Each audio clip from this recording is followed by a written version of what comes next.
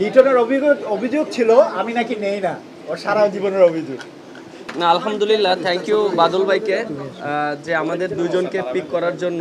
এবং আমি first time রূপগঞ্জে খেলছি এবং আমরা জানি যে ক্লাব ক্রিকেটে বাদল ভাইয়ের অবদান অনেক বেশি এবং তিনি যেভাবে দীর্ঘ অনেক দিন টিম করেছেন এবং অনেক চ্যাম্পিয়ন টিম করেছেন এবং ক্লাব ক্রিকেটে আমার কাছে মনে হয় যে অনেক ন্যাশনাল টিমের প্লেয়াররাও তার টিম থেকে খেলেছে। সো এটা একটা বাংলাদেশ ক্রিকেটের জন্য একটা পজিটিভ দিক ছিল। আর থ্যাংক ইউ বাদল ভাই যে আমাদেরকে পিক করার জন্য এবং আশা করি যে আপনার টিম থেকে আরও অনেক ভালো ভালো প্লেয়ার প্রডিউস করবেন বাংলাদেশ টিমের জন্য এবং বাংলাদেশ ক্রিকেটের জন্য। না, অবশ্যই চ্যাম্পিয়ন, অবশ্যই আমরা লক্ষ্য থাকবে চ্যাম্পিয়নশিপ হওয়ার জন্য, কারণ যেহেতু টিমটা অনেক ভালো টিম করেছে এবং আশা করি যে আমাদের টিমটা যদি আমরা সবাই একসাথে বন্ডিং ওয়াইজ খেলতে পারি, আশা করি অবশ্যই আমরা চ্যাম্পিয়ন হতে পারবো। আসলে আমি মোস্তাফিজের সাথে আমার কথা হয়নি, আমার কোচের সাথে কথা হয়েছে। ওর মনে হয় একটা 20 তারিখ পর্যন্ত তার একটা রিহেব আছে। রিহেব থাকার পরে ও খেলতে পারবে কি না তার উপরে নির্ভর করছে ও খেলবে কি না লিগে। আমার মনে হয় আপনারা জানেন সবই ঘটনা, আমি আর ওটা পিছনে যাচ্ছি না। অ্যাকচুয়ালি আমাদের সরকারের ক্রীড়া মন্ত্রী, আমাদের বোর্ড প্রেসিডেন্ট তামিম ইকবাল আমাকে রিকোয়েস্ট করেছিল।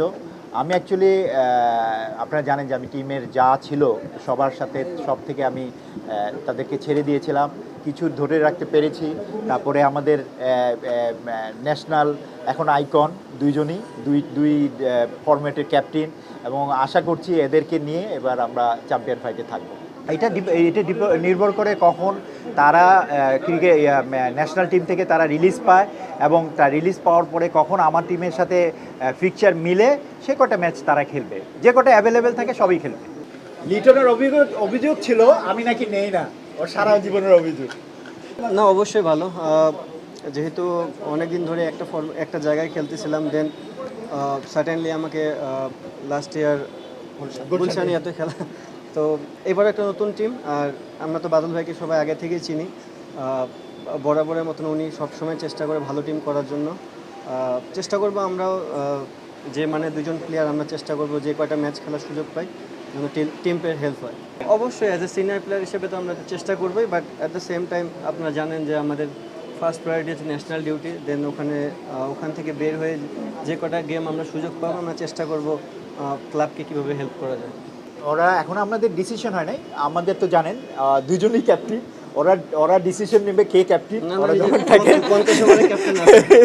ওরা কে ক্যাপ্টেন। আর ওরা না থাকলে আমরা হয়তো বা চিন্তা করছি যে এদের বাইরে যারা অ্যাভেলেবেল আছে, আমাদের ন্যাশনাল টিমের আরও প্লেয়ার আছে, নাসুম আছে, শেখ মেহেদি আছে, তারপরে আমাদের শরীফুল আছে, অনেক অ্যাভেলেবেল যারা থাকবে তাদের মধ্যে থেকে একজন ক্যাপ্টেন হবে ইনশাল্লাহ।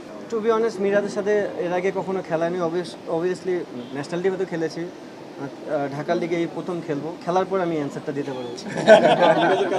না, আমরা তো একসাথে অনেক দিন ধরে আছি এবং আমরা একসাথে টেস্ট, ওডিআই, টি20 সবই খেলেছি এবং ক্লাব ক্রিকেটটা অবভিয়াসলি এটা একটা ডিফারেন্ট গেম এবং এখানে মানে সব ডোমেস্টিকের প্লেয়াররা একসাথে থাকে, এখানে সবার সাথে মানিয়ে নেওয়াটা খুব important.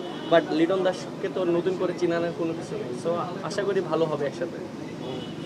Thank you. National icon in the whole world, you know. Thank you. For more updates, subscribe to our YouTube channel and click on the bell icon. Follow us on Facebook and Instagram. Download T-Sports app to enjoy exciting games and highlights. Visit tsports.com.